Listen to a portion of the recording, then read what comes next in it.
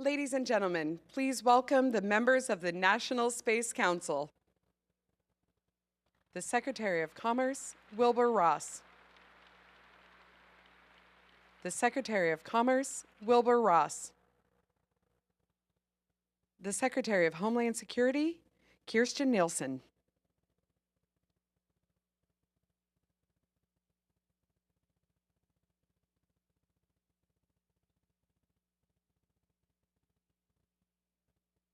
The Assistant to the President for National Security Affairs, General H.R. McMaster.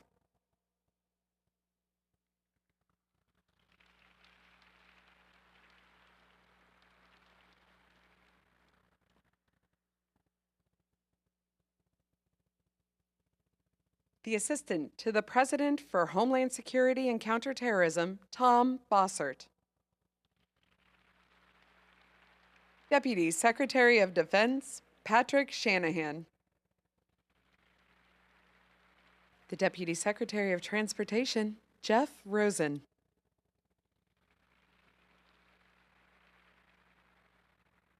Principal Deputy Director of National Intelligence, Sue Gordon. The Chairman of the Joint Chiefs of Staff, General Joseph Dunford. The Administrator of the Office of Information and Regulatory Affairs, Naomi Rao. The Deputy Chief Technology Officer of the United States, Michael Kratsios.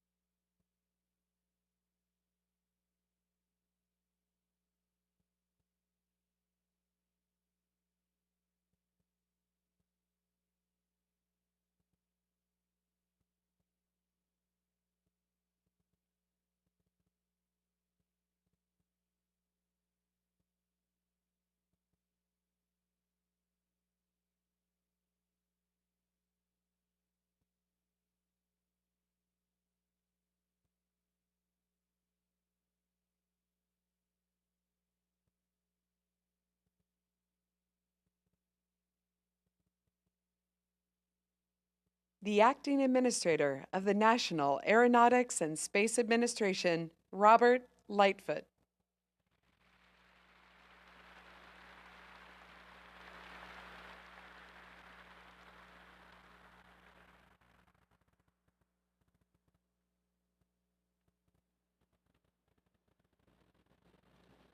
Well, good morning, everyone. I gotta do better than that. Good morning, everyone. All right. It's great to be here. I appreciate everybody being here with us today. It's an honor to be with so many distinguished guests here at what we call the nation's multi-user spaceport, Kennedy Space Center. So welcome to our home here at NASA for that. The path to space goes through this place. This facility that you're in right now, roughly 13 years ago, was full of hardware to create and complete the International Space Station. It's unbelievable now to think all that hardware that was here is on orbit today. And today we get to talk about the next steps in this journey of exploration that we're on. It's a lot of amazing work that goes on here with our industry partners, our international partners, and even inside our NASA team. Vice President Pence has visited Kennedy Space Center a couple of times as a congressman to see launches, but also came last year to understand the transformation that we've made here at Kennedy Space Center before he began to chair the National Space Council. We're lucky to have a Vice President who loves America's space program as much as Vice President Pence does.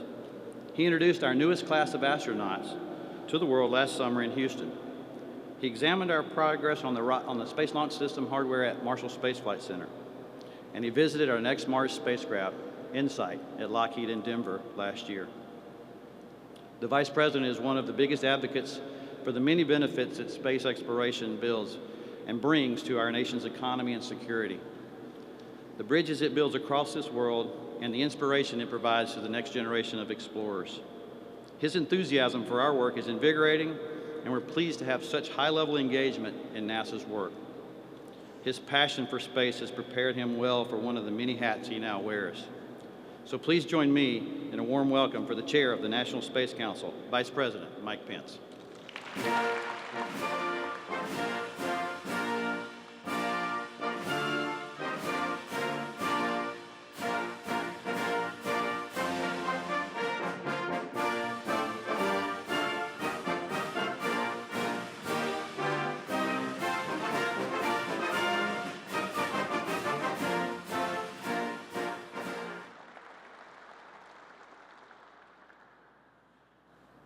NASA Administrator Lightfoot, thank you for that kind introduction, and why don't we give Robert another round of applause for doing an outstanding job leading this vital American agency. Thank you all for being here, to members of the Cabinet, members of Congress, honored guests, gathered heroes. It is great to be back at America's Space Coast, at this historic place with the men and women of the John F. Kennedy Space Center, the pride of the nation. It's my honor to welcome you all here today to the second meeting of the newly reconstituted National Space Council. Before I get started, standing here in Florida, allow me to take a moment to address what I know is on the hearts of every American: the terrible attack that took place in this state last week. You know, in America, we mourn with those who mourn, and we grieve with those who grieve. And let me assure all Floridians, especially those affected by this terrible attack, that as President Trump said, our entire nation with one heavy heart is praying for you all. As the President said, no child, no teacher should ever be in danger in an American school. Earlier this week, President Trump called on Congress to strengthen background checks, and yesterday directed the Attorney General and the Department of Justice to expedite the regulation of bump stocks.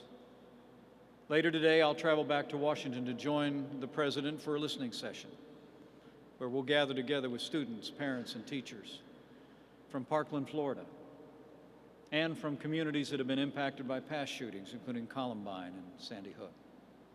And later this week, when the President meets with the nation's governors in Washington, D.C., President Trump will make the safety of our nation's schools and students our top priority.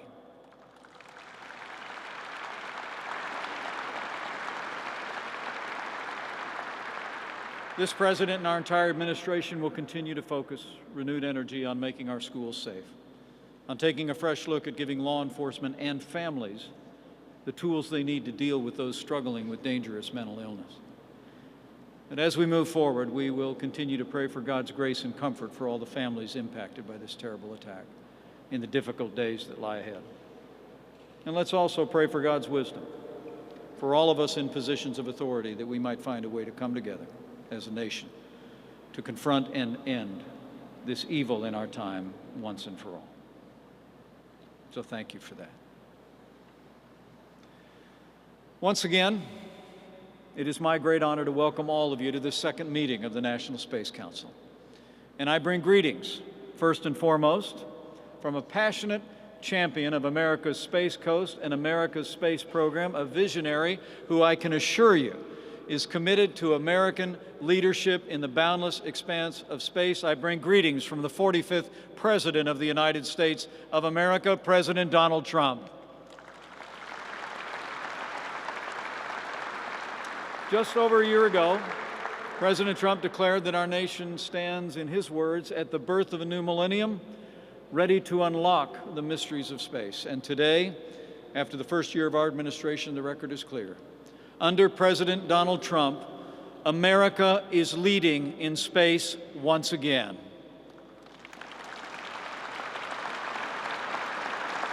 It's really remarkable to think of all that we've accomplished together in the past 13 months. We relaunched this National Space Council, an organization of vital importance to America's future in space that had laid dormant for nearly a quarter century. Our administration established a new national security strategy that's spurring the development of space technology, the technology that we need to defend our national security and protect our way of life. In December, President Trump signed an executive order, Space Policy Directive 1, that makes it a national policy of the United States to return to the moon, put Americans on Mars, and bring renewed focus to human exploration in space.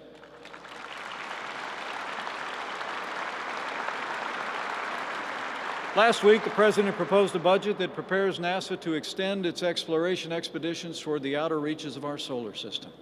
It redirects government support of the International Space Station by 2025 and encourages America's pioneering space companies in the private sector to increase their activity in low Earth orbit, where the government will be a partner and a customer, not a competitor.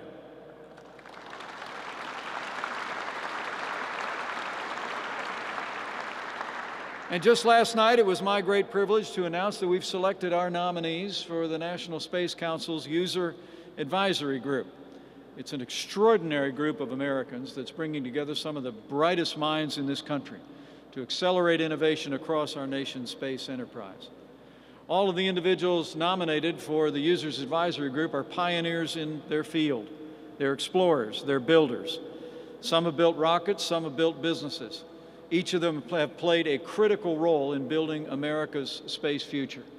Many of them are with us here today, so I'd like to ask those among the 29 nominees of our User Advisory Group to please stand and join me in thanking and congratulating these newest members of the User Advisory Group for stepping up to serve our country at this vital moment in the life of our space program.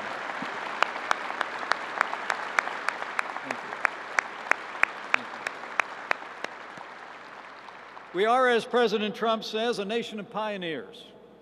And I can assure you he firmly believes that our past triumphs draw us onward and upward to begin new journeys of exploration of our own and reclaim our destiny as the vanguard of humanity's great adventure into the outer reaches of space.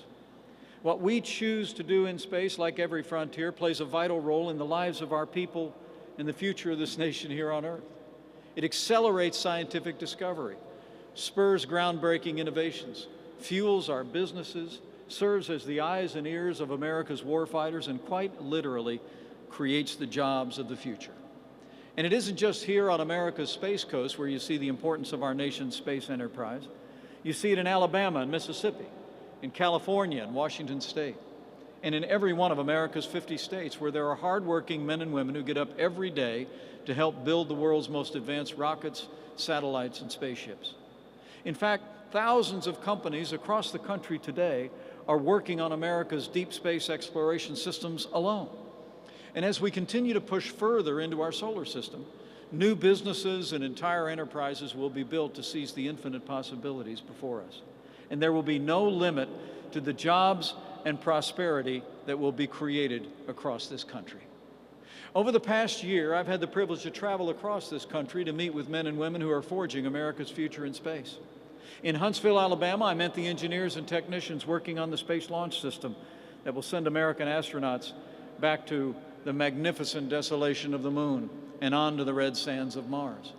At California's Mojave Spaceport, I climbed aboard a spaceship that will carry the first generation of space tourists to the edge of the Earth's atmosphere to peer into the cosmic expanse of the heavens. And I walked atop the massive vessel that will soon launch satellites while soaring through the skies. I saw with my own eyes the innovations that are born when America's entrepreneurs and captains of industry turn their gaze to the infinite frontier, and it's inspiring. At Schriever Air Force Base, I saw the strength of our surveillance, navigation, and communication system that support America's men and women in uniform as they defend our families and our freedom around the world. And at the Redstone Arsenal, I saw the steps we're taking to strengthen our national security capabilities in space and to meet threats that are posed by aggressive pursuit of anti-satellite capabilities.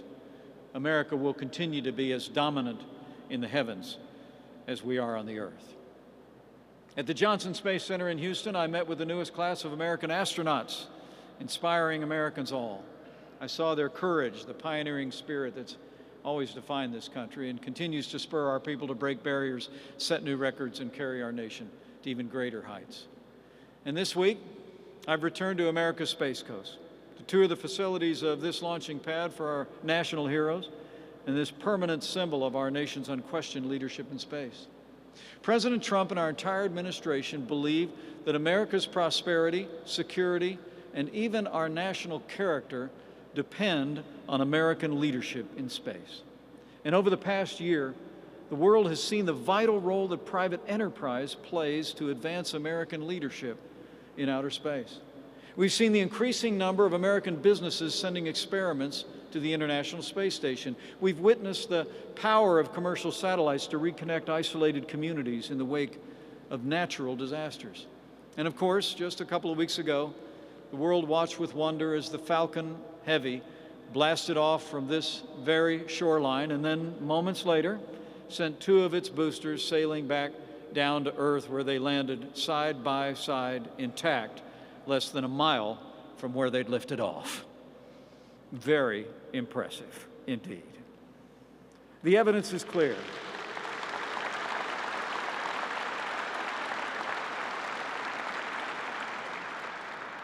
The evidence is clear.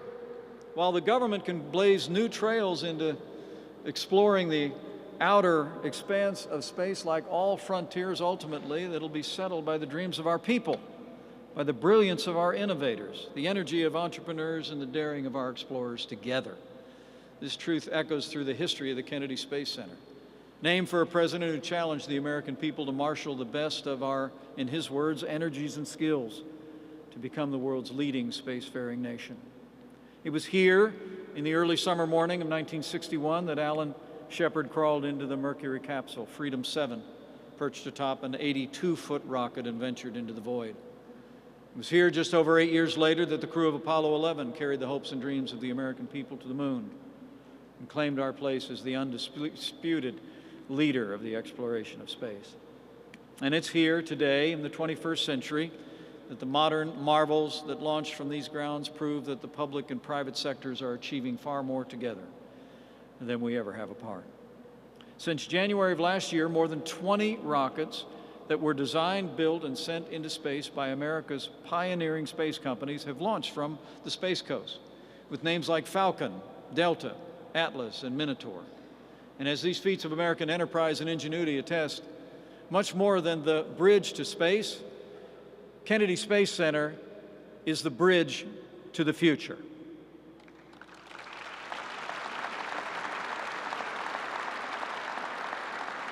Today, as we speak, American businesses are developing new rockets. I saw a few last night. Spaceships, satellites that are taking us further into space than ever before, and renewing our confidence that we can and will achieve the impossible once again. Not long ago, no one would have dreamt of landing a vehicle on an asteroid to mine its minerals, or opening a private space station for tourists, scientists, and entrepreneurs, or operating a satellite refueling station hundreds of miles above the Earth. But today, these are all emerging businesses. And like the railroads that opened up the American West to explorers and entrepreneurs, these technologies will extend the range of American action and values into new worlds and usher in a new era of job creation and innovation driven by space.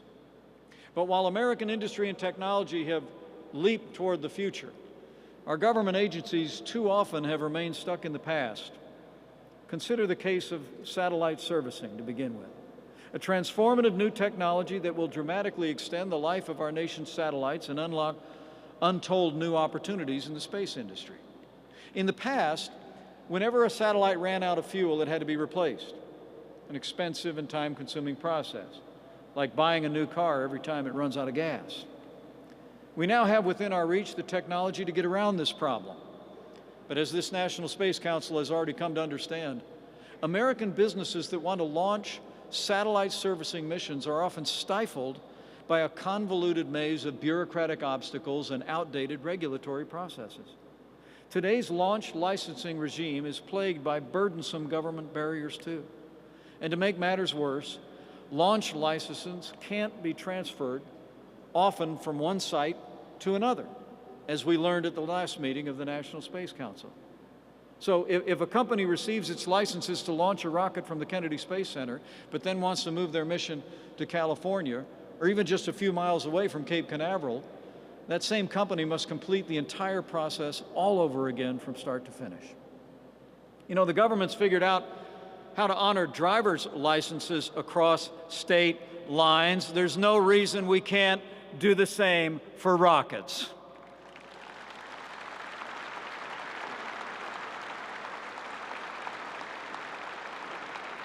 And more to the point, there's no reason our own federal government should stand in the way of trailblazing companies that are forging and reforging American leadership in space. Today, the National Space Council will discuss new policy recommendations to break down these bureaucratic hurdles. These recommendations, I believe, will transform the licensing regimes that oversee launch, re-entry, and new commercial space operations. And they'll empower American businesses to create the jobs of the future, attract new investment to our shores, and unlock new opportunities, new technologies, and new sources of American prosperity. With these reforms, American private enterprise will usher in a new era of space leadership that will propel our economy, strengthen our national security, and rekindle our belief that America can and will continue to accomplish anything we put our minds to. As President Trump has said, quote, "It is America's destiny to be the leader amongst nations on our adventure into the great unknown." And we're going to write that next chapter of that adventure with American industry and American ingenuity as our partner. This I know we'll do because it's what the American people have always done.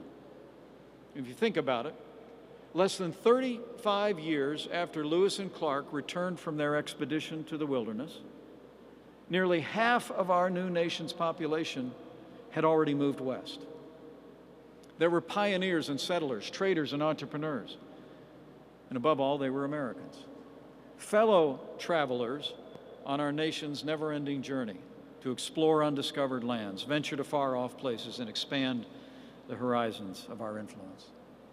No sooner had we tamed the Wild West than America's destiny beckoned us to the skies above. At the turn of the last century, two brothers from Ohio, one of whom was born in Indiana, sped down the sands of Kitty Hawk to become the first in flight. And just 66 years later, we won the race to the moon. Like many of you, some of the most precious memories of my youth were gathered around a black and white television, watching our heroes hurtling into the heavens and making history, like Buzz Aldrin, who gathers with us today, the second man on the moon.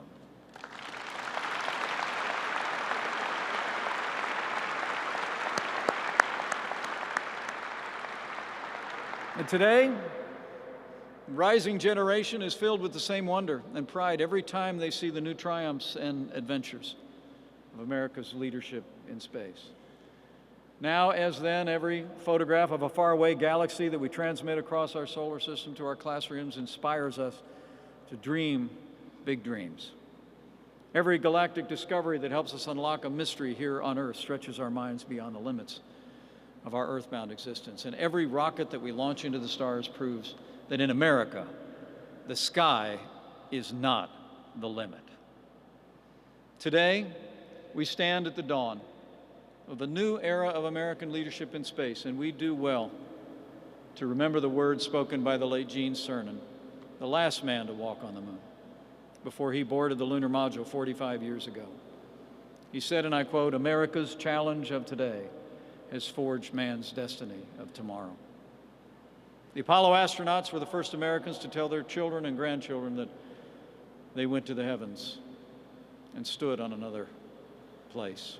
It's our duty to ensure by our work that they will not be the last Americans to set foot in the great unknown.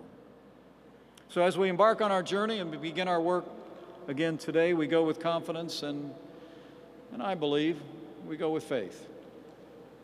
You know, today our nation awoke to the sad news of the passing of one of the greatest Americans of the 20th century, the Reverend Billy Graham.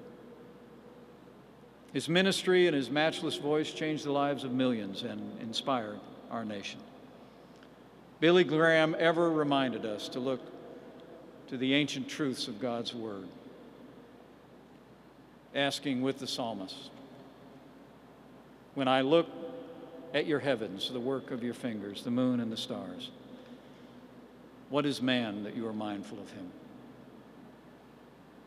And so, even as we remember Reverend Graham this morning and keep his family in our hearts, we continue this renewed work, a renewed commitment to America's leadership in space, with confidence and with a faith that has ever carried the American people to the great unknown. And we go forward with the courage to dream bigger, determined to work harder, and let's carry that same confidence of trailblazers who came before us today. And I have it. With your support, with the good work of this National Space Council, with all who work and labor here at Kennedy Space Center and throughout our space program, with the strong leadership of President Donald Trump, the support of the American people, and with God's help, I know America will once again astonish the world with the heights we reach and the wonders we achieve. So thank you. God bless you.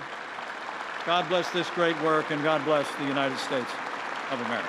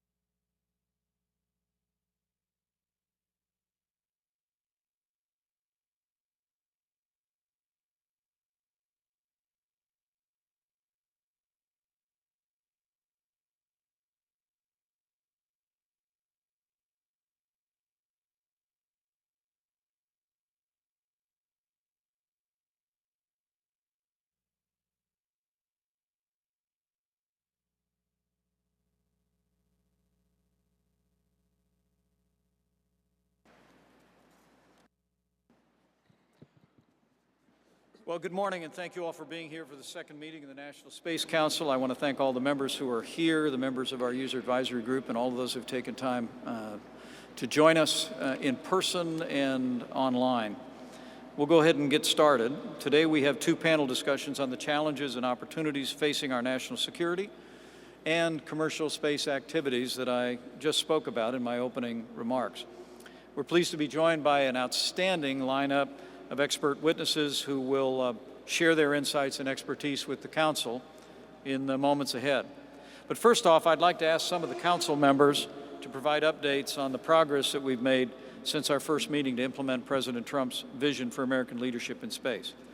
I'm going to begin with our National Security Advisor, General H.R. McMaster. General, I want to commend you first and foremost and the National Security Agency for your efforts in support of the National Space Council. I specifically want to thank General Bill Lickery of the National Security Council for his extraordinary work on the Space Strategic Framework. Could you please give the Council an overview of that work? Thank you, Mr. Vice President, and thank you for the opportunity to provide an update on the important progress we have made in developing the new strategy for space. And I want to thank, first of all, fellow council members here for their tremendous collaboration and teamwork. As you noted, Mr. Vice President, at the last Space Council meeting in October, you approved the strategic framework for the new strategy, and I thought it might be useful for our audience to briefly summarize that framework and what we've done with that framework since then. As a reminder, the framework contained three key elements. First, it defined our vital interests in space to ensure unfettered access to and freedom to operate in the space domain, to advance the security, economic prosperity, and scientific knowledge of the nation. Second, it set a desired end state for the new strategy to ensure U.S. leadership, preeminence, and freedom of action in space for decades to come. And finally, it outlined 4 strategic objectives in pursuit of our vital interests. They are, first, to strengthen the safety, stability, and sustainability of space activities. Second, to deter and, when necessary, defeat adversary space and counter-space threats that are hostile to the national interests of the United States and our allies. Third, to partner with the U.S. commercial sector to ensure that American companies remain the leading providers of traditional and innovative space technologies, goods, and services on the international space market. And fourth, to maintain and extend U.S. human presence and robotic explorations beyond Earth to transform knowledge of ourselves, the planet, our solar system, and the universe. So since October, at your direction, Mr. Vice President, we have developed the lines of effort and identified the specific associated tasks to meet the strategic objectives, achieve our desired end state, and advance our vital interests in space. The 4 interrelated lines of efforts are, first, mission assurance. We will accelerate the transformation of our space architecture by deliberately moving systems from science and technology phase to research and development phase to actual fielding of capabilities. As a result, our space systems will be more resilient, more defendable, more easily reconstituted, and better serviced to orbit. Our second line of effort is on deterrence and warfighting. Due to competitor and adversary actions, the space domain is increasingly contested.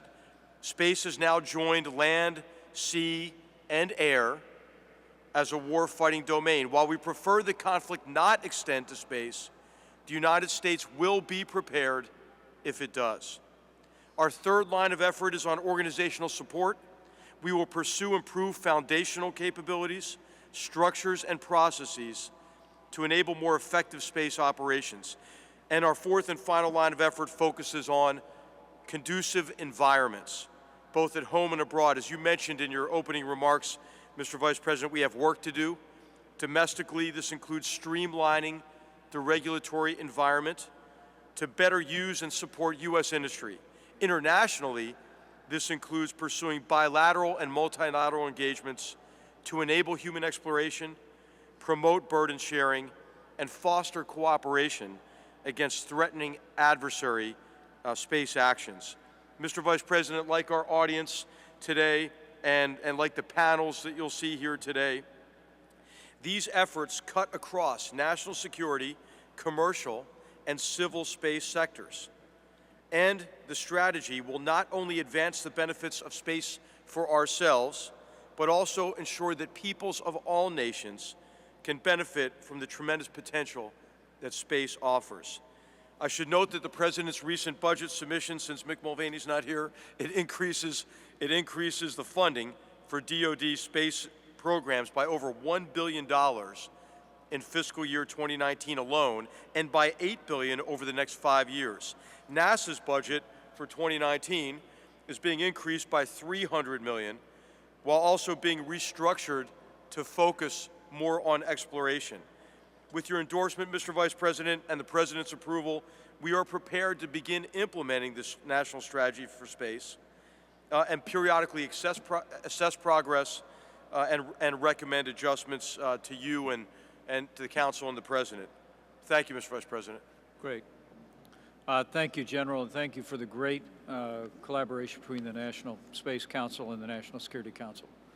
It's been seamless, and we appreciate your update for this meeting.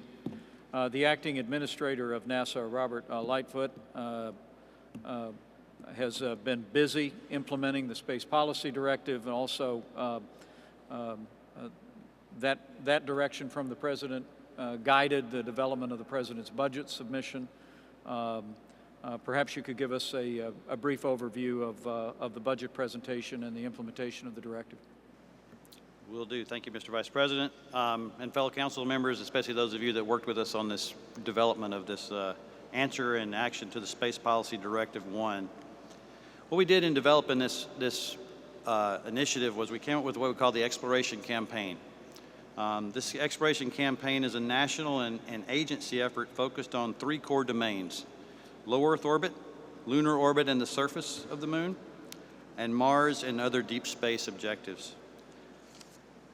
The goals of this campaign are to transition the U.S. human spaceflight in low Earth orbit to commercial operations, which supports NASA and the needs of an emerging private sector market, extend our long-duration U.S. human spaceflight operations to the lunar vicinity, enable long-term robotic exploration of the moon, both scientific and human, as we move forward, in preparation for further missions taking humans to Mars.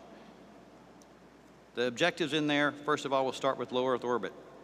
Again, as I said, we want to end direct support to the ISS by 2025 while stimulating commercial industry to develop capabilities NASA and the private sector can utilize and meet NASA's exploration risk mitigation and scientific requirements.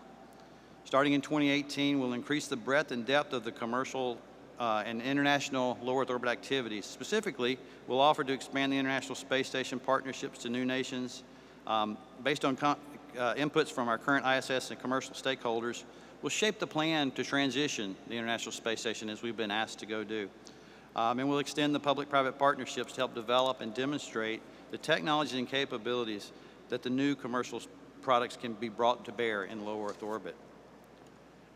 At the moon, we have 2 objectives, of course. It's the long-term presence in the vicinity of the moon and on the moon. Again, both scientifically and from a human perspective. In the lunar orbit, we'll conduct the first uncrewed mission of the SLS Orion, first flight in 2020 to the moon, and the crewed flight in 2023. We intend to establish a human-tended lunar orbiting platform for crews to visit from Earth, to transit to and from the lunar surface, and to depart to, ultimately, return to Mars. We'll develop the lunar orbiting platform gateway that, at a minimum, it puts a power propulsion element out there and begins to put the habitat that we're going to need to stay in when we go there. At the surface, we'll orchestrate a lunar robotics campaign with a focus on the growing a commercial base of partnerships and activity that can support U.S. science, technology, and exploration objectives, and will include international participation where appropriate. We'll support a small commercial lander initiative with initial strategic presence on the moon no later than 2020. Develop a mid to large-scale lander initiative working toward human rating a lander in the future. This initiative will focus on enabling, again, commercial and international partnerships. We'll also support an early science and technology initiative that includes CubeSats, lunar CubeSats, a virtual lunar institute, and other activities. This will further enable and nurture the entrepreneurial and commercial market forces that will define the long-term human exploration and advancement of the lunar service.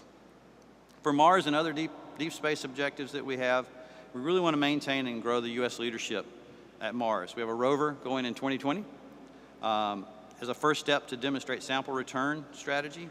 It also is going to take an experiment that's going to tell us whether we can produce oxygen from the atmosphere at Mars.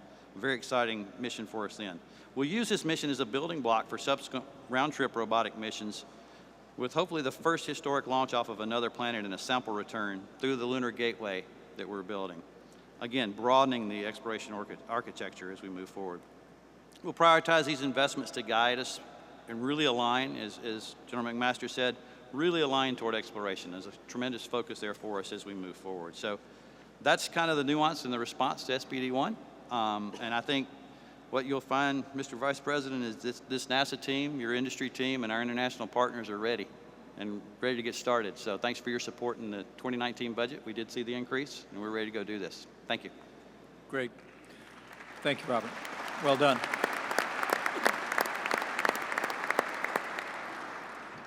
We want to thank the National Security Council and NASA for doing such a great job responding to the 45-day reporting period. Not a lot happens in the federal government in 45 days, but you all did outstanding work reflecting the President's urgency on this effort. Two others that have done excellent work are the Commerce and the Transportation Department. The Transportation is represented by Deputy Secretary Rosen, and of course Secretary Wilbur Ross is with us from the Commerce Department. Jeff, if you want to give us a quick update, I know that Secretary Chow could not be with us today, but could you give us a quick update on some of the recommended changes that Transportation has been working through, particularly with regard to commerce, with regard to private space exploration and development? Yes, thank you, Mr. Vice President. I'm so pleased to be here with the Space Council, and all of us from the Department of Transportation very much appreciate and are grateful for your leadership. Secretary Chow was unable to make it today, but she asked that I make very clear that the Department of Transportation is strongly committed to regulatory streamlining and modernizing our commercial space regulatory framework. As was mentioned at the previous meeting of the Council, you asked us, along with OMB and the Department of Commerce, to prepare a new 45-day plan to overhaul, modernize, and streamline our somewhat rusty commercial space licensing framework.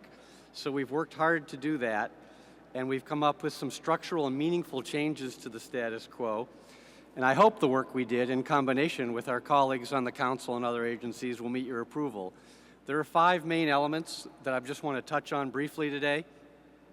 The first is we want to implement accelerated rulemaking plans, meaning that we shorten the timelines that the FAA and the department are working on to meet the ambitious schedule that you and the Council have set out. Second is we want to provide some immediate interim relief, such as the expanded use of waivers and programmatic approvals where they're appropriate, so that we can try to right away begin facilitating the objectives of the Council. A third piece of the plan is to focus FAA resources so that we strengthen the portion of the FAA that most directly deals with licensing and the regulatory approvals, so that we can accomplish the goals that have been set out. A fourth item is to establish a joint task force. The purpose of this is to facilitate better coordination within the U.S. government so that people that need regulatory approvals don't face confusing situations as to who's doing what and how to get the approvals they need. But then the fifth piece, and perhaps the most important, is a new licensing framework. As was set out in Recommendation 1 for today's meeting, our ultimate aim is a 21st century file and fly kind of licensing framework, and the plan includes specific new regulatory deadlines and approaches in the aim of getting us to a file and fly type regulatory approach as quickly as possible. So we look forward to implementing this changed approach and delivering on a more responsive, easier to navigate, and sensible commercial space regulatory framework, and very much look forward to working with all the folks on this Council and others to make that happen. Thank you.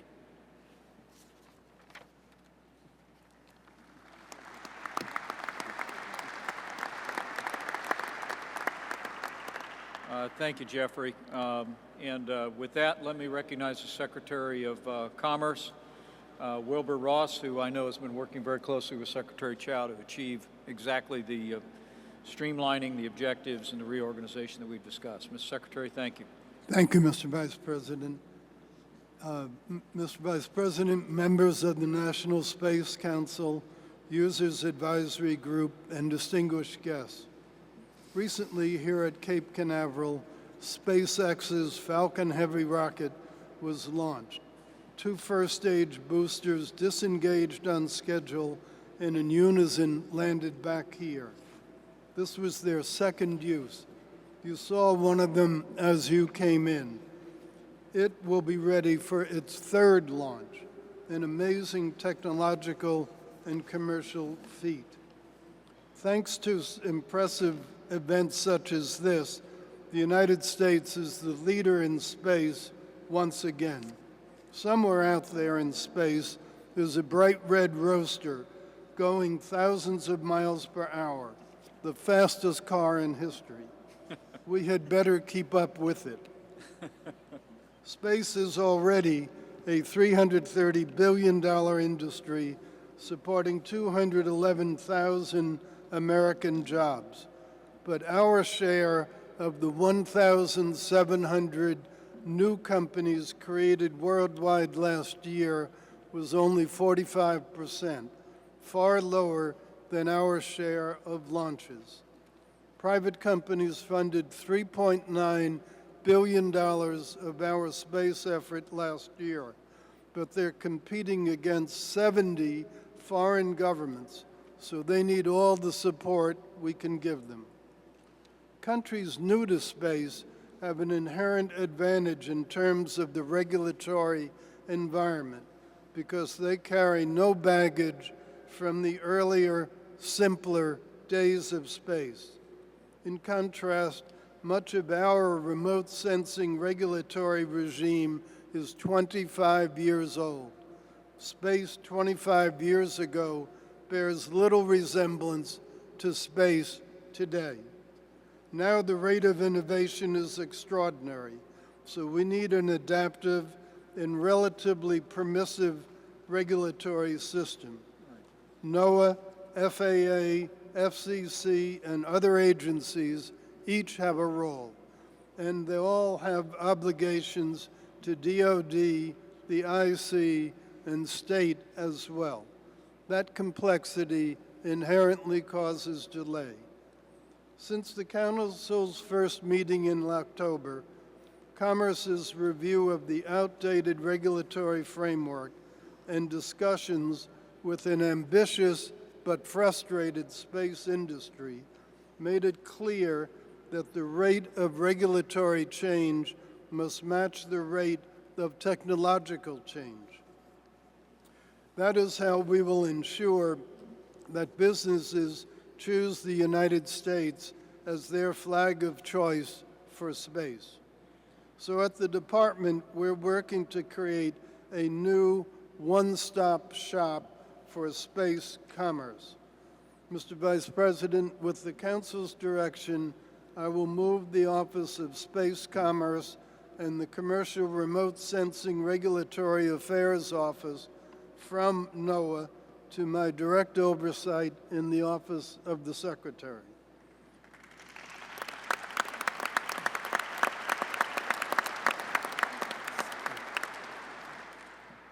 This elevated and amplified Office of Space Commerce will coordinate all space-related functions at the department: remote sensing, spectrum policy, export controls, business and trade promotion, to name a few.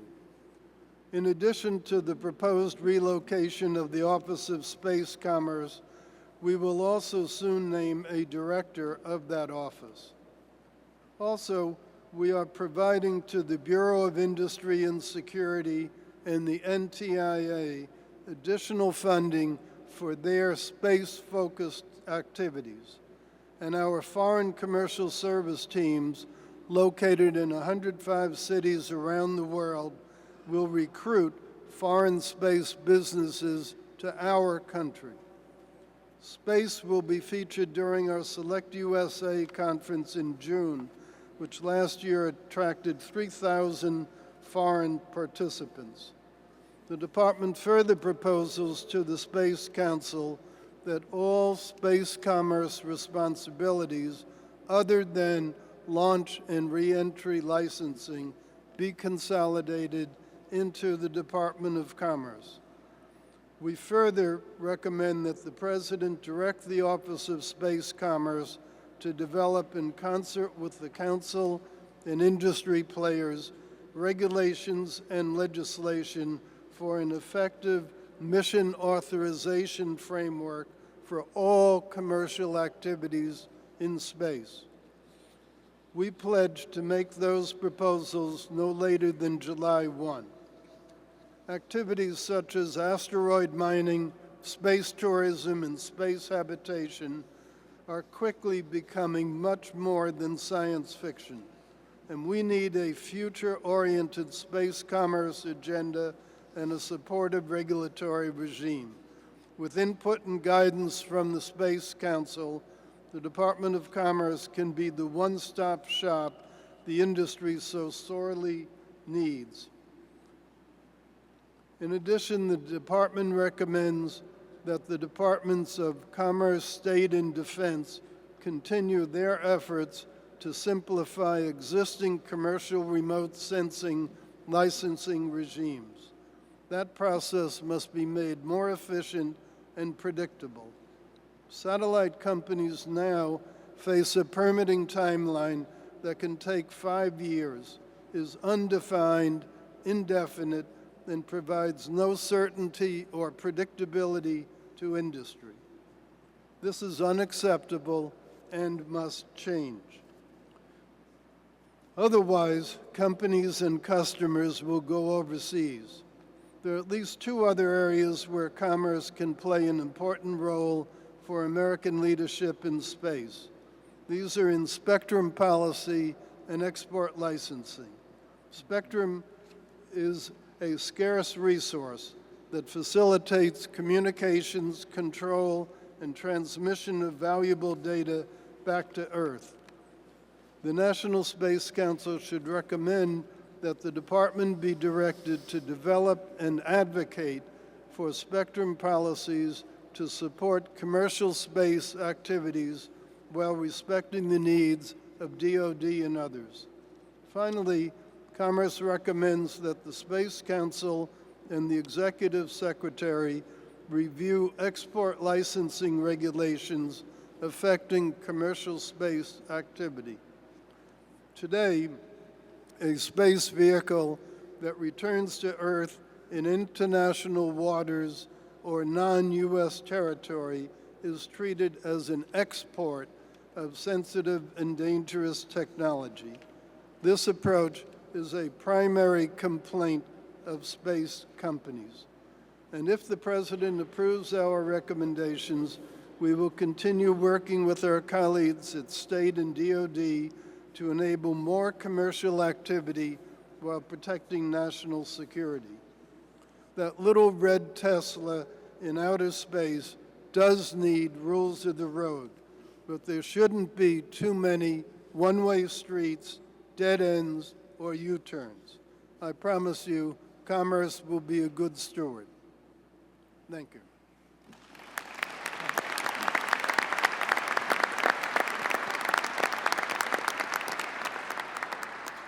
Well, thank you, Wilbur. Thank you for your great work and the department's great work in this area. We'll speak to your recommendations momentarily, but I think everyone looking on can tell the great collaboration between the Department of Commerce and the Department of Transportation, and appreciate so very much the work done. We'll turn our attention now to Administrator Rao. Thank you for being here today. Most people may not be aware of how important your job is to this industry at the Office of Management and Budget. You lead the Office of Information and Regulatory Affairs. It's critical to the work of this council. I want to thank Director Mulvaney, who has been working tirelessly to move the President's agenda on streamlining regulatory regimes. Could you give us a quick overview of what you've been working toward the office to support this effort? Sure. Thank you very much. Thank you very much, Mr. Vice President. It's a pleasure to be here with members of the Cabinet, the Space Council, and other distinguished guests for this very exciting and ambitious event. So as you mentioned, I'm the administrator at OIRA, which is the office that reviews all of the significant regulatory actions across the government. And in a nutshell, what we really do is we try to ensure that regulations serve the American people. And since the Reagan administration, we help agencies meet presidential priorities, such as what we're talking about today, the commitment to winning the next frontier of space. So, Mr. Vice President, as you've already said so well, there are tremendous opportunities here to use space for security and commercial purposes. But the success of these ambitious ventures will depend in part on a regulatory system that does not stand in the way of progress, but instead enables innovation, provides clarity, and ensures safety. And these goals with respect to space development are consistent with President Trump's overall direction to reduce cumulative regulatory burdens across the government. As an administration, we want to advance a regulatory policy that looks first to private market solutions and that leaves individuals and businesses as free as possible to innovate and to create the technology of the future. These general principles apply across the board, but really have particular importance in areas of emerging technology such as space exploration. And here we start with the basic idea that government shouldn't be picking winners and losers through regulation. We don't want to regulate in a way that freezes technological development or stifles innovation through government prescriptions. And as Secretary Ross and Deputy Secretary Rosen have already mentioned, important reform begins first by identifying some of the problems with existing regulatory frameworks. We need to find those regulations that are duplicative, outdated, or just simply ineffective, and then work hard to eliminate or streamline those burdens. And in areas where multiple agencies impose overlapping burdens, such as in licensing or paperwork reporting, we are reconsidering how those requirements can be combined or replaced. And in part because of our centralized role at OIRA, we can address issues that span multiple agencies to eliminate and streamline unnecessary requirements. And that simply will allow more resources to be devoted to research and production rather than regulatory red tape. And we're confident that we can do this for space development because we have done this in other regulatory areas. The President has demonstrated tremendous leadership in this area and directed significant and meaningful regulatory reform since the outset of the administration. His early executive order called for eliminating 2 regulations for each new one, and as of the last fiscal year, we were actually at 22 deregulatory actions for each new one. And in this coming year, agencies have proposed even more deregulatory actions and projecting a regulatory cost savings of over $10 billion. So in the past, regulatory burdens have steadily increased over time, but this administration has really turned the tide with its regulatory reform initiatives. And so in areas of burgeoning technology, such as space development, this means individuals and companies can proceed with confidence that we're not going to spring new regulatory requirements on them that will stifle growth. We want to contribute to a regulatory environment that can enhance development of space. And with the right frameworks, we're confident that private companies can unleash creativity and ingenuity. And we can enhance American global leadership by attracting investments in research and development for space. Of course, with further advances into space, we face important questions about security, safety, sovereignty. But with the work of the Space Council, OIRA remains committed to working across the government to design regulations that meet these needs while furthering our journey to the next frontiers of space. Thank you, Mr. Vice President. Thank you, Naomi. Well done. Okay, we're approaching the end of the first half of our presentation. Before we move to panels, I would recommend members in your packets today. You have several recommendations to the President for approval. Recommendation 1 directs the Department of Transportation to replace prescriptive launch and reentry licensing regimes with a streamlined system by March 1, 2019, to be completed at that point on or before. Recommendation 2 directs the Department of Commerce to consolidate all space commerce responsibilities in the Office of the Secretary, as Wilbur described, and also develop a system that facilitates mission authorization for commercial space activities. There are other recommendations related to that the Secretary enumerated quite well. Recommendation 3 directs the National Telecommunication Information Administration and Commerce to work with the FCC to develop protections for the radio frequency spectrum, facilitating commercial space activities.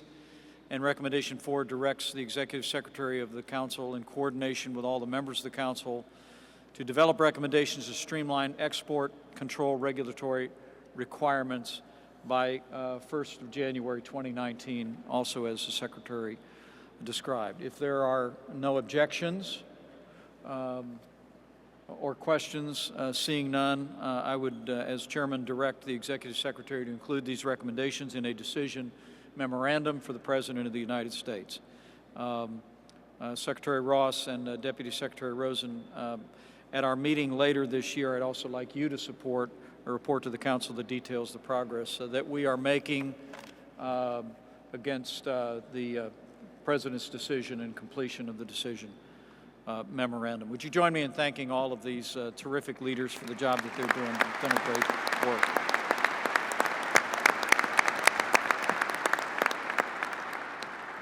Well, before we call our panel up, we're going to move to our first panel entitled Securing the Next Frontier, with a focus on national security. And I'm particularly pleased to have a number of distinguished Americans who will be presenting, and I'll introduce them momentarily, but they're invited to take their seats. Before we hear from our panelists, I'd like to ask Susan Gordon, who I have and the President have come to know and greatly respect.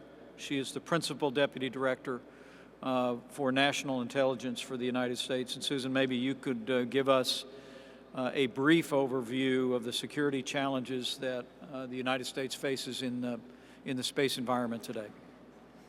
Well, thank you, Mr. Vice President. I'm delighted to be here today representing the women and men of the intelligence community. You know, we are drivers and practitioners and users of U.S. space. In fact, our history and space history are inextricably bound, and we see the same excitement that you articulated in your remarks about this moment. And they're resplendent with opportunity, even as they present some challenges to us. But as you have grown accustomed, Mr. Vice President, as your resident intelligence officer, I often bring the sobering information to any meeting. And so today what I thought I'd do is to spend a few minutes and just describe the plans and actions of foreign adversaries and competitors who would seek to impede our operations or challenge our advantage. Russia and China are each developing counter-space capabilities to use during a potential future conflict with the United States to reduce U.S. and allied advantage and effectiveness, eroding our information advantage. Both countries have robust jamming and cyber attack capabilities today and can threaten our satellite ground infrastructure. Russian and China destructive anti-satellite weapons, including missiles, lasers, and orbital weapons, will probably reach initial operation capability in the next few years. Russian lawmakers have promoted military pursuit of anti-satellite missiles to strike low Earth orbiting satellites, and Russia is testing such a weapon. Both Russia and China are developing laser anti-satellite weapons to dazzle or damage sensitive space-based optical sensors. And Russia and China continue to conduct sophisticated on-orbit activities, such as rendezvous and proximity operations that are intended to advance counter-space capabilities. Military reforms in China and Russia over the past few years indicate an increased focus on establishing operational aerospace forces and integrating attacks against space systems and services with military operations in other domains. China's People Liberation Army has formed counter-space military units and begun operational training with counter-space systems, including the ground-launched anti-satellite missile that was initially tested in 2007. Now, the idea of space threats also includes the use of space to enable or empower military operations on the Earth's surface. Foreign countries will continue to improve their military and dual-use reconnaissance, communications, and navigation systems in terms of the numbers of satellites, the breadth of their capability, and the application for use. And other nation-state and non-state actors will gain access to advanced space-enabled technology in the coming years as the global space industry expands. They will increasingly have access to weather, communications, navigation, and timing data for intelligence and military purposes. The panel will do a great job of making my next point, but I'll briefly state that I'd like to call the attention to China's impressive rise, and it is impressive, as a space power. They've increased the number of their active satellites by more than an order of magnitude since 2000, and a result of Beijing's strong investment in its satellite and rocket manufacturing capability. China's satellite technology has become increasingly sophisticated, and a case in point is the success that China has achieved in world-leading ground-to-space quantum communications experiments. I think in sum, China has the best politically supported and best resourced foreign space program that we have seen in many years, and its years of intense activity are beginning to bear fruit. I think the panel is perfectly placed to help us put all this in context. Thank you, Mr. Vice President. Great. Thank you, Susan. Very insightful. Sue is a great American, and thank you for that candid and bracing overview. With that, we'll turn to our panelists. Let me introduce all of them and then invite you to welcome them. Mr. Dean Cheng is with the Heritage Foundation. Mr. Jeffrey Manber is the President and CEO of Nanorex Corporation. Our third panelist is Dr. Bovya Lal of the Institute of Defense Analysis, Science and Technology Policy Institute. Join me in welcoming all of our panelists, would you please? Thank you all.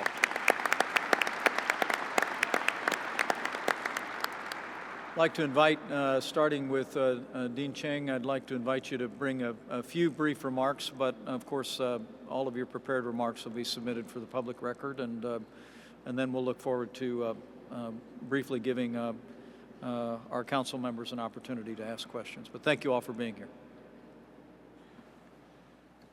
Good morning, Mr. Vice President, members of the Space Council, National Space Council. My name is Dean Cheng. The views I expressed in this testimony are my own and should not be construed as reflecting the official position of the Heritage Foundation. During the Cold War, there were only two major space powers, the United States and the Soviet Union, and they had roughly symmetric interests and approaches to space. Like so much of international security, the post-Cold War world is much more complex. There are more space players today, including a growing set of non-state and commercial actors. At the same time, the American dependence on space has broadened. The U.S. military depends upon space-based systems for the American way of war. Financial institutions, farmers, and Amazon all increasingly depend on space systems for their day-to-day operations. Given this dependence, revisionist powers and security competitors are likely to target American space systems as an essential means of countering American economic and military capability. This evolving set of circumstances for both space and American security is reflected in the growing challenge posed by other space powers, and especially the People's Republic of China. The PRC has pursued a set of space policies that do not parallel American or Soviet ones, and it is now exploiting not only new technologies to expand its space capabilities, but also undertaking new organizational approaches and innovations. Some of the key characteristics of the Chinese space challenge include, first and foremost, that China is fundamentally a major space power. China possesses all of the key elements required for supporting a major space presence. Above all, it has the political will to support and sustain national commitments to space. China has also committed the industrial, financial, and human capital to translate those desires into today's array of satellites, boosters, and launch sites. And it is important to note that those systems are largely indigenously designed and constructed. China may engage in all sorts of industrial espionage, but much of its space program is indigenous and homegrown. China's space program has a very heavy military component. The basic reality is that when we interact with China's space program, we are essentially interacting with China's military. China's space facilities, personnel, and programs are largely drawn from that military. Its facilities are PLA bases, their staffs are PLA personnel, and the heads of key programs, such as the China Manned Space Engineering Office, are drawn from the military. China's space program, however, also reflects its approach to dual use and civil-military integration. China's space industrial complex is not so much a revolving door as a broad atrium for Chinese aerospace engineers and managers amidst all of these state-owned enterprises. And the result is far closer to a single integrated space enterprise with relatively few demarcations between the military and civilian. This reality will likely apply to China's emerging set of commercial space entities as well. China is actively promoting the development of new commercial space companies that range from those supported by state-owned enterprises to more independent private firms. But given the interest in melding civilian and military capacity, as well as past evidence behavior in the telecom sector, it is vital to recognize that these private firms will at the end of the day respond with alacrity to central government directives. The Chinese model will not be Teslas in space, but Huawei in space. In conclusion, as the United States advances space as a priority domain, it needs to recognize that other states will not only seek to do the same for themselves, but some are also very likely to strive to deny space to the United States in time of crisis and certainly in time of war. These efforts will likely encompass not only direct military action, but efforts at establishing a highly competitive space industrial base, supporting space-oriented technologies, production and organizational innovation, and undertaking an array of efforts to access American technologies while denying the United States the same. Thank you very much for the opportunity to testify before you this morning. Thank you, Mr. Chang. Jeffrey Manber with Nanorax Corporation. Thank you for being here. You're recognized. Thank you, Mr. Vice President. For 30 years, good morning, everyone. For 30 years, I've worked to make space just another place to do business. My inspiration, in large part, derives from having worked under Ronald Reagan's Commerce Secretary, Malcolm Baldrige, in the original Office of Space Commerce. So it's good to be here this morning. I started my company, Nanorax, 8 years ago. We were the first company to own and market our own research services on board the space station. We were the first company to commercially deploy small satellites from the space station. As of today, we have launched over 600 payloads from customers in over 30 countries. Our commercial customers range from the U.S. government to high schools. The U.S. government is a commercial customer, so too the high schools, some of whom do bake sales to support the payloads that go to station. And I'm proud to say, Mr. Vice President, that we've launched 4 high school experiments from Crown Point in Highland, Indiana. So please allow me several observations this morning. First, kudos to the administration and the council for beginning the debate today on the transition from the ISS from a government-owned facility to the era of private space stations. The debate may have been skewed a bit in the headlines, but I believe you are raising the correct questions. How can NASA most effectively leverage the taxpayer investment in ISS? Can commercial industry safely and cost-effectively operate the ISS and other commercial platforms? And we understand it's not black and white, but it is an end to accepting that the government support of ISS is the only pathway, and how will the government in the future behave more and more as a tenant, just the way it is in every other marketplace. So we're very excited by this. Finally, as I look overseas, it's my opinion, as a businessman, as a space businessman, that the United States cannot simply ignore China's commercial space ambitions. China is quietly developing a robust commercial space industry. I say quietly because Americans are barred by our own regulations and our own mindset from participation in this marketplace. As we just heard, large Chinese companies are creating commercial launch efforts, while young Chinese entrepreneurs are raising funds from Silicon Valley on commercial space projects. On a governmental level, our allies have noticed. The European Space Agency has astronauts training to visit the planned Chinese space station, but the U.S. has barred itself from participation. Nanorax and other companies are prohibited to sell into this marketplace. Avoiding this emerging marketplace, albeit due to justified concerns over technology transfer and other legitimate issues, is not the American global leadership that we all strive to achieve. Now, while my time today is brief, I urge us to negotiate a stern but fair agreement with China and allow U.S. businesses to do what we do best, and that is to innovate and compete better than anyone else. Mr. Vice President and members of the Council, I am thrilled that the administration is focusing on commercial space as part of America's leadership in space exploration. Through the American-style commercial pathway, I am certain we will continue to inspire the next generation of explorers so that one day those students from Crown Point, Indiana will be standing in front of a future Space Council discussing how the United States commercial lunar base is just another place to do business. So thank you.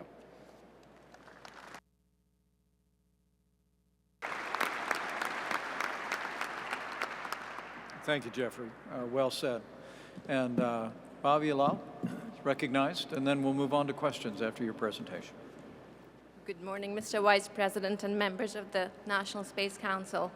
A discussion on the threats to U.S. competitiveness in space needs to start with the acknowledgement that we are the preeminent space power in the world today. The U.S. government still spends more on space than the rest of the governments in the world combined. The United States has more satellites and other assets in orbit than any other country in the world. The world's currently most powerful rocket, launched just 2 weeks ago, is a product of American industry. A recent study on global trends in small satellites by my organization, the IDA Science and Technology Policy Institute, found that about 2/3 of the 100 organizations doing the most innovative R&D in the small sat sector are US-based. These advantages cannot, however, be taken for granted, and our leadership in space is increasingly being challenged. Global investments in space have steadily grown over the past 2 decades. A decade ago, for instance, fewer than 50 countries were investing about $40 billion in space. By 2026, 30 more countries are expected to join the Space Club, and global expenditures are expected to double those of 10 years ago. Growing international expenditure is only one development in the space sector. Partially as a result of investments from the US government, there have been dramatic improvements in the technology used in the space sector. In some areas, costs have fallen orders of magnitude. Using a combination of alternative architectures, such as swarms of hundreds of satellites, and business process innovation, relatively inexpensive breadbox-sized satellites are able to nearly match services that were previously feasible only with bus-sized satellites that cost hundreds of millions, if not billions of dollars. Buoyed by the perception of profitability, space has become an attractive target for private investment, almost $17 billion since 2000 and $4 billion in 2017 alone.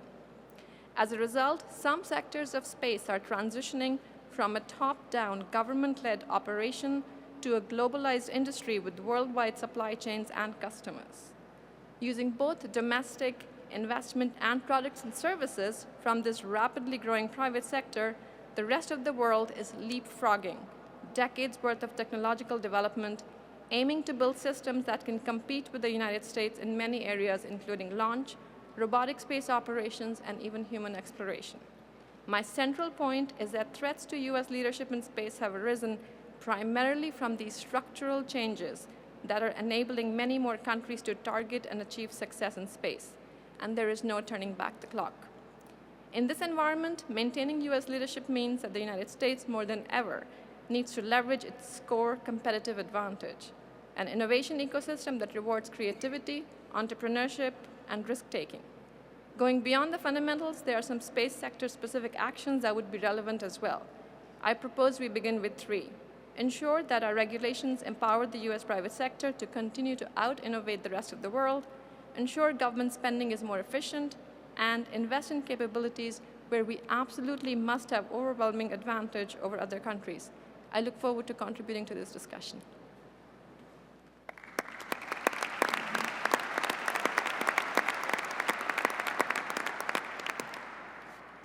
Well, I want to thank all the panelists. I'm going to go to several of our security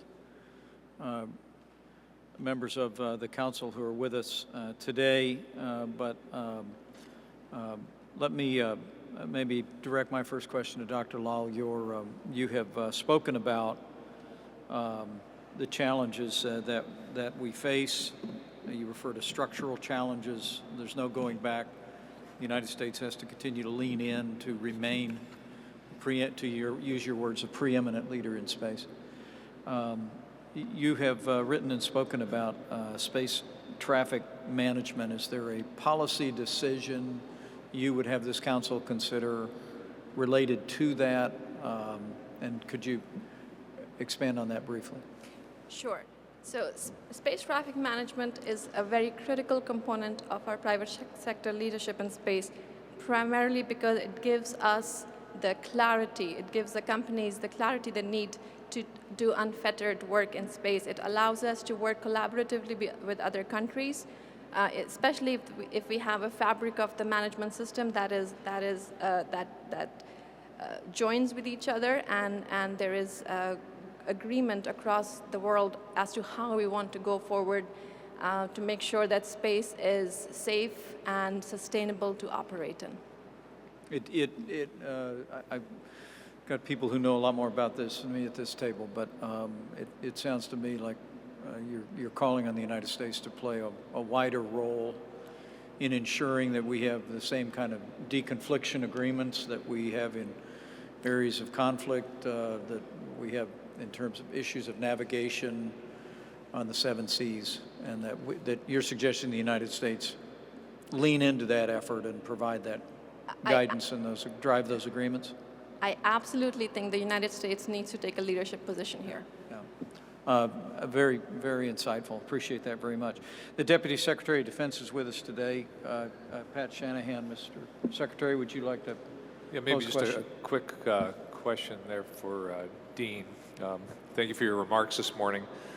My question is around the civil-military partnerships that you've observed in China, and maybe it's not just civil military, but industrial military. Have you seen a different dynamic in the partnerships that we should observe or take notice of? The Chinese have published extensively on the issues of things like mobilization, where they include things like science and technology mobilization. So there is an explicit organizational structure, regulatory structure, et cetera, for the incorporation of people, equipment, as well as facilities. So when we think about China's space program, we should be thinking of it not simply in terms of the elements that are currently in the military, but the reach back that the Chinese have explicitly talked about in terms of bringing in everything from universities to corporate assets to industrial personnel and equipment. Great, thank you. We're fortunate to have with us today, I know he was formally introduced, but the Chairman of the Joint Chiefs of Staff, General Joseph Dunford. You could welcome him one more time if you'd like. He is an extraordinary American leader. General? I have a question for Mr. Manbury. You talked about not allowing concerns over technology transfer to inhibit our progress, but you know, it struck me as I was listening to the recap of the strategy from General McMaster that we are going to have concerns over protecting our intellectual property and our classified information. And I wonder, from an industry perspective, with now 3 decades of experience, you can maybe talk a little bit about how do we get that balance right? Yeah. Because again, as we implement the strategy, we ought to think about that up front and make sure that we do that. And I'm particularly struck by it because of the brief on China. And although you say that most of their capabilities are indigenous and homegrown, that would actually be unique in Chinese experience, that most of their current modern capabilities are indigenous and homegrown, because I think we know that we've had an intellectual property challenge and a classified information challenge with China. So maybe, Mr. Manbury, you're probably the best one to address that. And again, it's about getting the balance right. Right. It's a fascinating question, and thank you for it. It's very difficult in our industry to strike the right balance between competitiveness and assuring that America safeguards its technology. But I suppose that we have already worked with NASA very carefully and others to ensure that there's no technology transfer. We work very closely to assure that they they learn the Chinese and other of the nations we work with. I said we work with some 30 nations. They've included Vietnam, Peru, and others. That there is no technology transfer, that the guidelines and practices of the International Space Station remain confidential. At the same time, we see that just a few weeks ago, there's Canadian satellites launching with the Chinese. There's Danish companies that are developing satellites that are flying with the Chinese. My point is that if we go in with American leadership and we go in and we can say to the Chinese, here is the issues that we regard as important in IP, copyright protection, technology transfer, there is when we have the greatest strength, starting with a new marketplace to ensure that we get what we need. And as the President has said, we want to revamp and reconsider our relations with China. And so I can see no better opportunity than to do it here, where we're not involved today, but we're clearly leaders of the free world. Yeah, thank you. Great, thank you. Secretary of Homeland Security Kirstjen Nielsen is recognized. Thank you, Kirstjen. Thank you, Mr. Vice President. Good morning, and thank you to the panelists. My question is just for all of you. As the Secretary of the Department of Homeland Security, we care deeply about space-based services, everything from the weather and the satellites that we get from NOAA and the Commerce Department, through to our ability to warn our citizens, through to cybersecurity, and then very specific space-based services such as GPS-enabled position navigation and timing. So of concern to me is making sure that as we work with the private sector and as the U.S. government moves forward, that we continue to build in security and resilience into all of our tools. What more can the U.S. government do from your perspective to incentivize, as we go forward, that security and resilience in all of our space-based services upon which we're so heavily reliant? So I would say it would be helpful for the government to work more with the private sector, especially the part of the private sector that typically hasn't been in the government fold. And one way to do that would be to make sure that the government uses more commercial approaches, things that, not necessarily cost-plus type contracts, but ones that are more solutions or outcome-driven, where there's milestones and payments based on milestones. Another alternative would be, or another activity to add would be to be able to accept 80% solutions, because that would just really improve the aperture with the kind of companies you can work with. We don't always need to have a Ferrari. We can sometimes use a Ford Focus. I'll just quickly add that from our experience at NanoRacks, we have a very robust relationship with NASA on all levels, and having this sort of partnership is critical. We always are in lockstep with NASA on what we're doing, especially as we go overseas. And you have to, there's emerging throughout the U.S. government great folks who care more than just getting up and doing their job. And this is at DOD, this is at NASA, and they really work with us to make sure that we don't overstep what might be proper. We're always itching to do more, of course. It's the commercial sector. But you have to have the relationships with the government officials and the government folks. And so we really appreciate our relationship with NASA. And so passing this along, I would say it's not something maybe you can codify. You just have to have an organic relationship to be smarter, to be alert, and don't consider the government always as the enemy, but work with them on these sort of critical issues.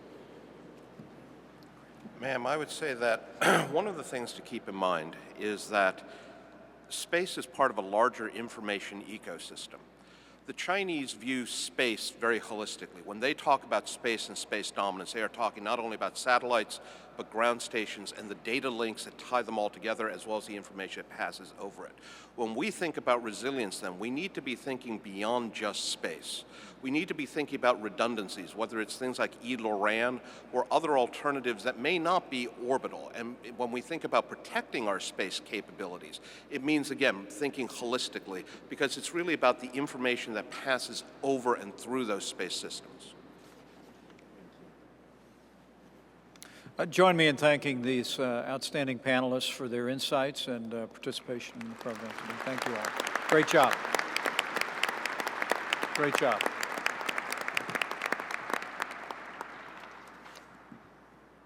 Our next panel is entitled Entrepreneurship on the Next Frontier. I'll invite our panelists to go ahead and make your way to the stage.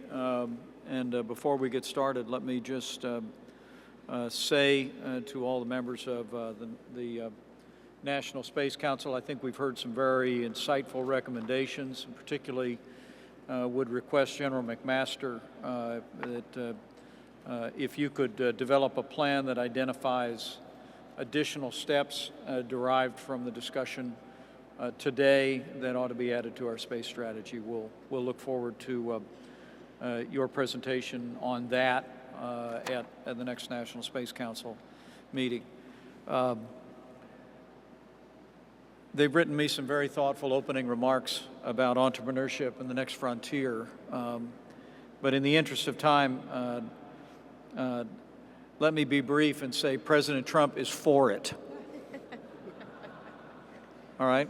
I was on the phone with the president yesterday, and this businessman turned president of the United States has great pride and great enthusiasm in not only the partnership, the historic partnership between private sector organizations and NASA, but also great pride in the development of new platforms and innovation that we saw just 2 weeks ago here with the Falcon Heavy, and that we see in all the names of all the different rockets that we talked about in my presentation today.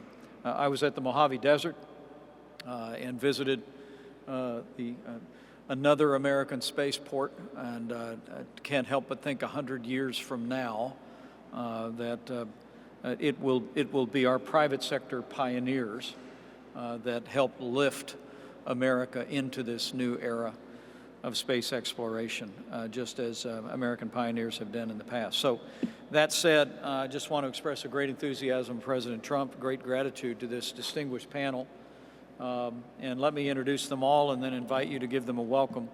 In the interest of time, I'll ask the panelists to summarize your remarks. We'll have time for a few questions before we're spirited off to a tour, and I have to wing my way with many of these cabinet officials back to Washington, D.C. Our first panelist is Mr. Eric Stallmer, President of Commercial Spaceflight Federation, one of our hosts here today for events last evening. Secondly is Kevin O'Connell, President of Innovative Analytics Training. Then there's Tom Stroop, President of Satellite Industry Association, and our fourth panelist is Dr. Mary Lynn Dittmer, President and CEO of the Coalition for Deep Space Exploration. These are four great champions of American entrepreneurship in space, and we're honored to have you all here. Thank you so very much.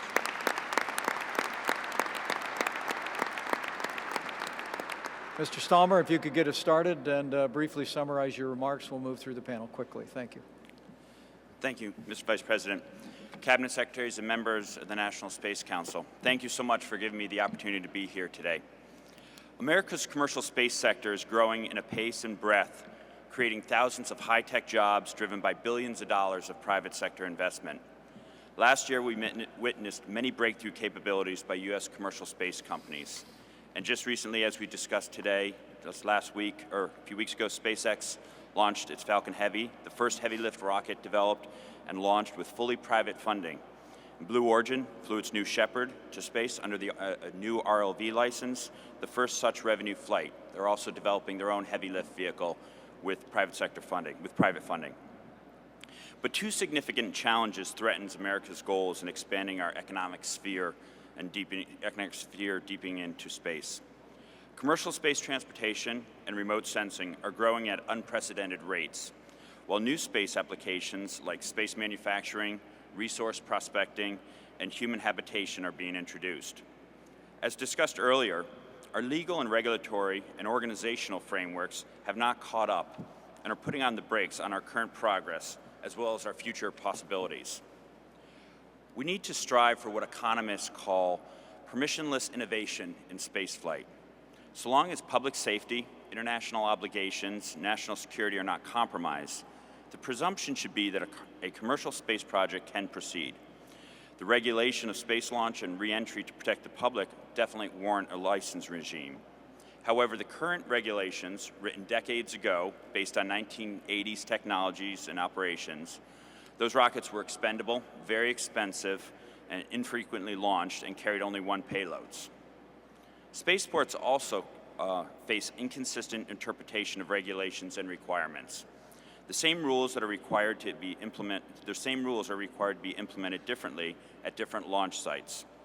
And even modest improvements to spaceports infrastructure can require new rounds of environmental review because it modifies the launch site operator's license.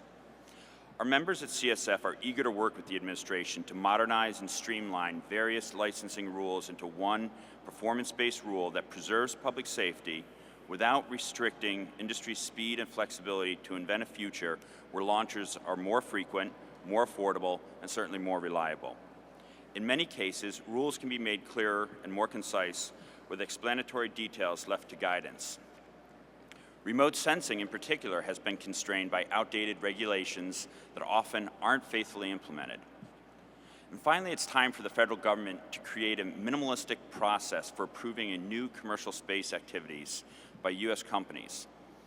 H.R. 2809 provides narrowly tailored approach to government oversight of those activities, which is why CSF has endorsed this passage.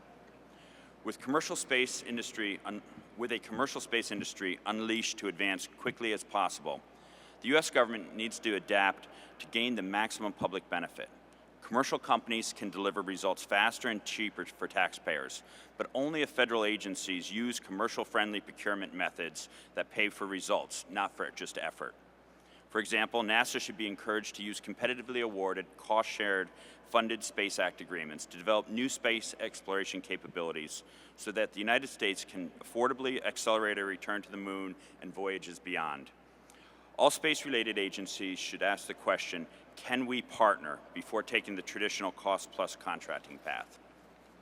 In conclusion, America's industrial paradigm for space has fundamentally changed, developing to a point where the U.S. government regulations and contracting practices are now our largest impediments. Now more than ever, we need the National Space Council, and we need you to take action and work with industry. Thank you so much for your time.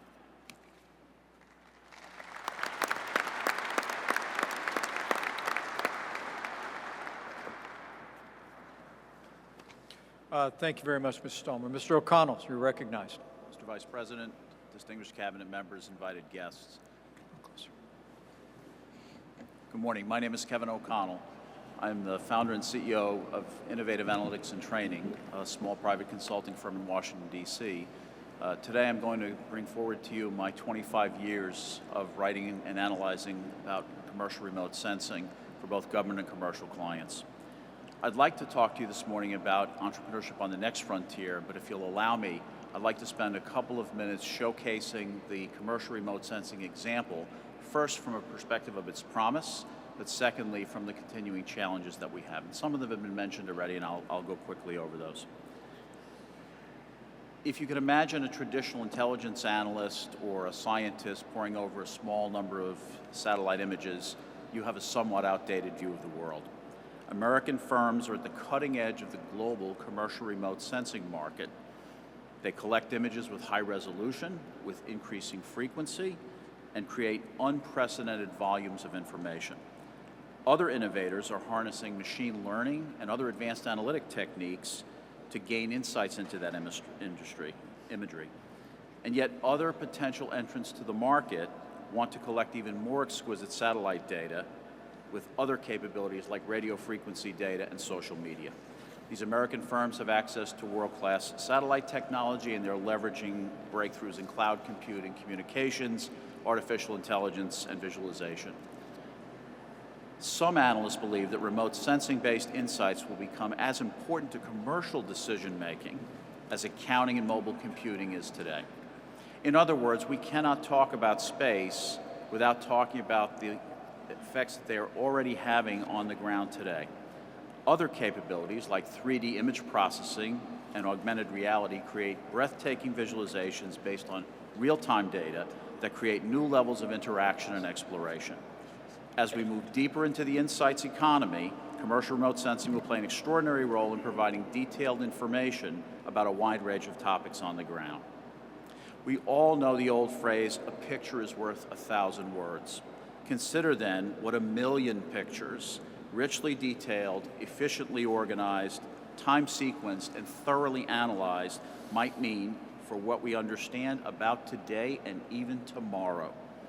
For the U.S. commercial remote sensing industry, that's just one big step on the way to the next frontier. Next year marks, as has been said, the 25th anniversary of the modern regulatory system for commercial remote sensing.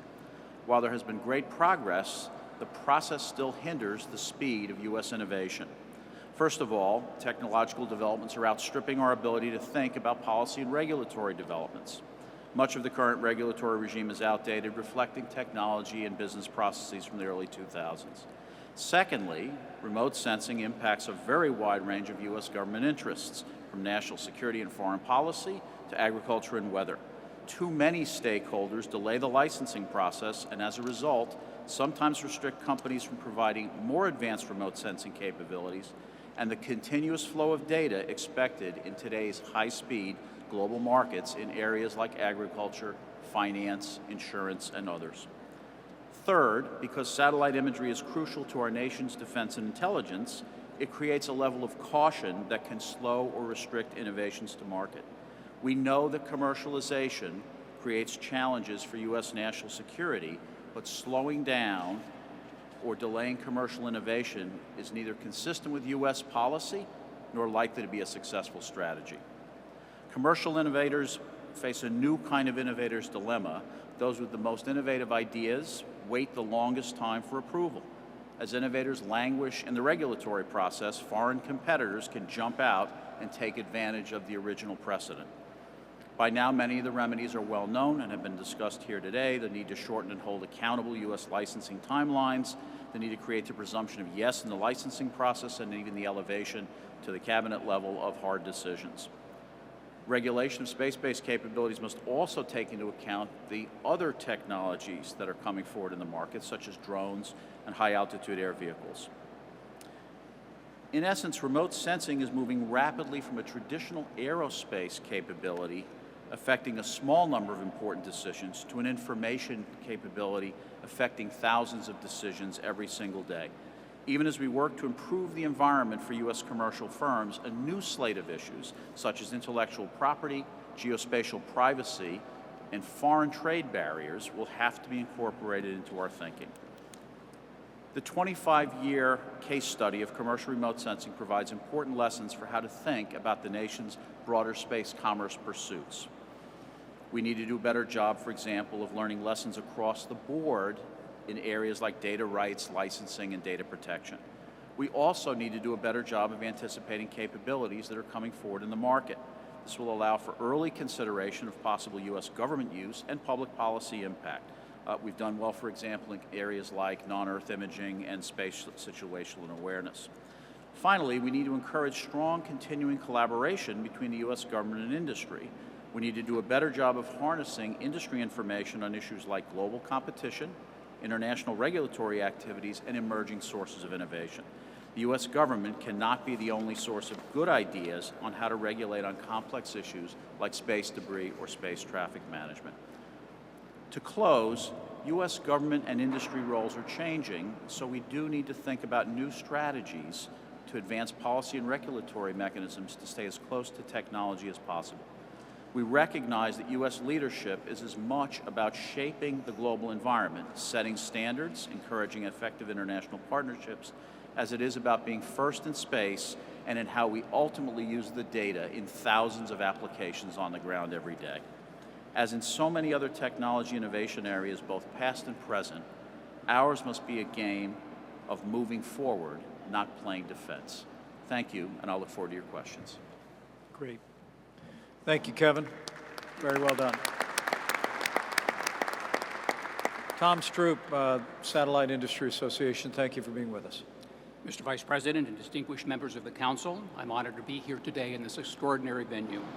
I'm Tom Strout, President of the Satellite Industry Association. SIA is a U.S.-based trade association representing the leading satellite operators, manufacturers, launch providers, and ground equipment suppliers who serve commercial, civil, and military markets. I would like to take this opportunity to focus on three areas: innovation, spectrum certainty, and sustainable space operations.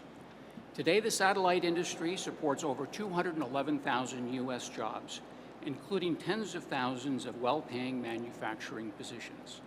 The satellite industry's 2017 estimated revenue was $260.5 billion, which does not reflect revenues from the many businesses made possible by our services. Satellites are constantly operating in the background of space, enabling the American economy in ways consumers might not be aware. Beyond strictly financial metrics, however, our very way of life depends on the benefits we receive from satellite-based services and applications.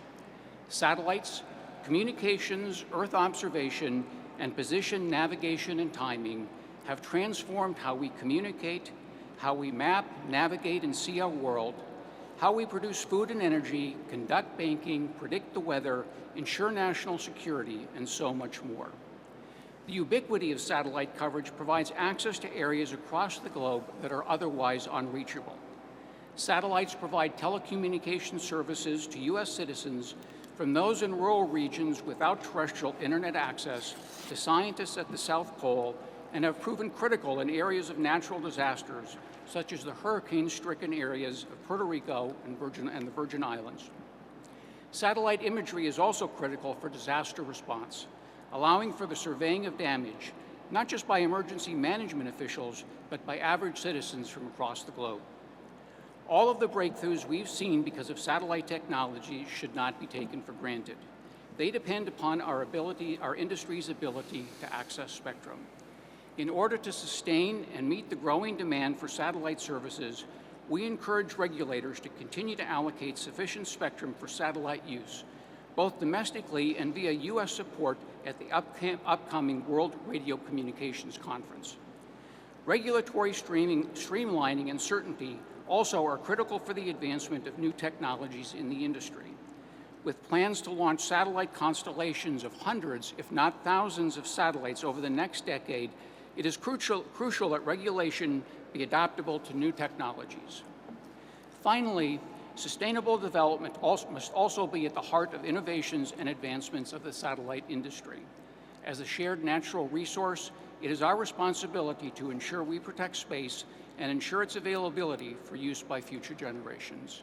Thank you, and I look forward to your questions. Thank you very much. Well done, Tom. Appreciate it. Marilyn Dittmar is with the Coalition for Deep Space Exploration, and we're grateful for you here. Thank you, Mr. Vice President. Members of the National Space Council, Executive Secretary Pace, thank you for inviting me to speak on entrepreneurship and economic expansion in the new frontier. Entrepreneurial risk-taking and innovation are without doubt engines for economic development in space, beginning in low Earth orbit and expanding toward the moon. At the same time, government programs such as the Space Launch System, the crew vehicle Orion, and the ground systems necessary to support both government and industry provide much-needed infrastructure for further economic development. Even more importantly, they maintain national constancy of purpose as a signal to other governments of the U.S. commitment to leadership in space. As has already been discussed, the nature of the policy and regulatory framework guiding our collective efforts is crucial. I would like to address the third rail, acquisition reform. The fiscal, programmatic, reporting, and management burdens associated with the often glacial pace of traditional contracting can hardly be overstated. As an aside, when I was asked by a member of the presidential transition team what single thing could most advance exploration of space, my answer was FAR 2.0. Of more importance, even alarm, the slow nature of government procurements creates barriers to technological advancement, posing a threat to our national security and our leadership in space. This is not to say that traditional contracting should be abandoned. For example, cost-plus contracts for managing large-scale development programs provide stability, reduce industry risk, and ensure sustainment of the U.S. industrial base over the years or decades that are often required for these programs. That said, the means to leave the starting gate with far more agility than currently exists, as well as renewed mechanisms for accountability and constraints on schedule and cost growth, are of primary interest in reform. Other transactional agreements, or OTAs, represent a different approach, not subject to the oversight required of federal contracts. OTAs provide flexibility, but also increased risk of reduced accountability and transparency. For this reason, the vast majority of them are relatively low value.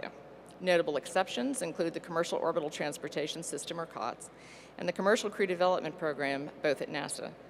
During COTS, the government invested a substantial amount of the costs and left development in the hands of private enterprise. The resulting systems were developed at much less cost to the government than a traditional cost-plus contract would have achieved. The story is less clear with crewed systems, however, wherein the balance between contractor discretion, government insight, and the risk to human lives continues to be debated. I turn next to public-private partnerships, or P3s, which have advanced both the A and the S in NASA, aeronautics and space. P3s take many forms: subsidies, government-backed loans, government-owned contractor-operated entities, repurposing of public assets, just to name a few.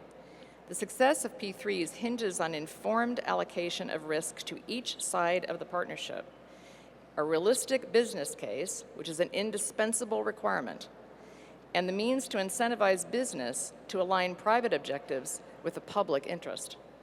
As a path forward into deep space, P3s carry much promise, but as on Earth, they require a carefully thought out set of requirements, processes, and objectives. Each of these models attempts to balance risk, discretion, cost, incentives, and mission objectives in different ways. I cannot say this strongly enough. Decisions regarding which approach is best for a given objective cannot be driven by ideology, whether political or philosophical. Rather, an acquisition framework that drives successful program development and execution, encourages private investment and market-driven solutions, and maintains the ability to adapt to always changing external realities should be our collective goal. Thank you.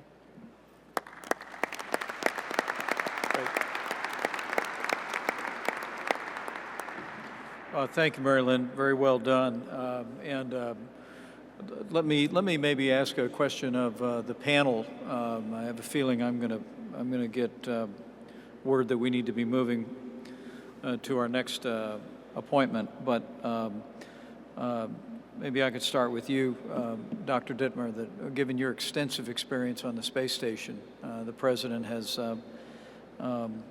announced our plan to transition to a different model for America's presence in low Earth orbit. One of our previous panelists said, I thought rather insightfully, where we would transition the government to more tenant and customer rather than landlord, so that we could focus on human exploration and pushing the boundaries. Since you all represent this industry, could each of you maybe give me 1 minute on where are the